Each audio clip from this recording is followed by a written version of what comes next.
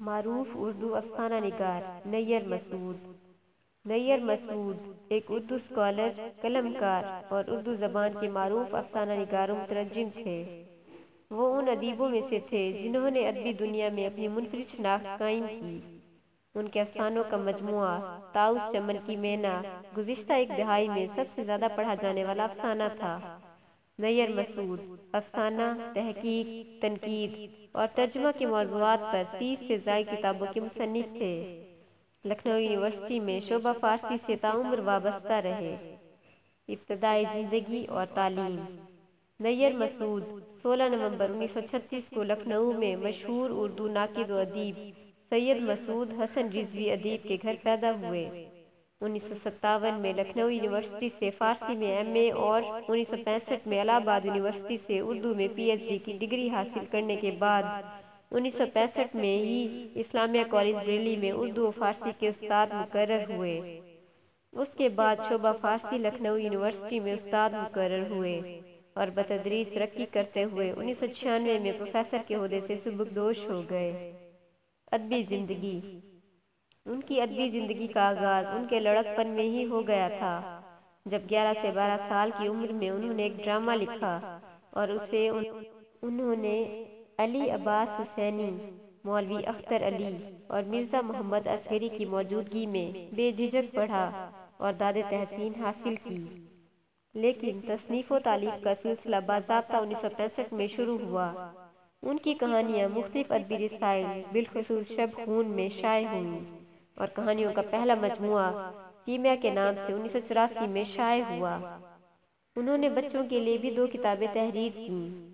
قصہ سوتے جاگتے ابوالحسن کا الف لیلا جو 1985 میں اتر پردیش اردو اکادمی سے شائع ہوا۔ انہوں نے بچوں کے لیے ایک ڈرامائی مشاعرہ بھی لکھا۔ ان کے 300 سے زائد علمی و تحقیقی مقالات ہند و پاک کے ادبی رسائل میں شائع ہوئے۔ محمد عمر میمن نے 1998 میں نیر مسعود کی 10 کہانیوں کا ترجمہ انگریزی میں کیا تھا۔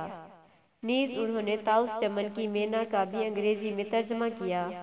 ان کی 7 کہانیاں کافور کے نام سے پیرس میں بھی شائع ہوئی تھیں۔ تصنیفات۔ نیر مسعود نے کئی تحقیقی کتابیں اور تراجم کیے، خاص طور پر کافکا کے، لیکن اپنے افسانوں سے زیادہ مشہور ہوئے۔ ان کے افسانوں کے مجموعے مندرجہ ذیل ہیں: نمبر 1 طاؤس چمن کی مینا، نمبر 2 عطر کافور، نمبر 3 کیمیا، نمبر 4 گنجفہ۔ تحقیقی کتابوں میں نمبر 1 دولہا صاحب عروج، نمبر 2 مونوگراف، نمبر 3 تعبیر غالب، نمبر 4 مرثیہ خوانی کا فن، نمبر 5 شفاء الدولہا کی سرگزشت، نمبر 6 انیس، نمبر 7 ادبستان، نمبر 8 منتخب مضامین، نمبر 9 یگانہ احوال و آثار، نمبر 10 لکھنؤ کا عروج و زوال۔ اعزازات۔ ڈاکٹر نیر مسعود کو ان کی ادبی خدمات کے صلہ میں 2001 میں ساتیہ اکیڈمی نے اردو ادب دیا اور 2007 میں سرسوتی سمان ملا، جبکہ سن 1979 میں انہیں پدم شری اعزاز برائے تعلیم و ادب سے نوازا گیا۔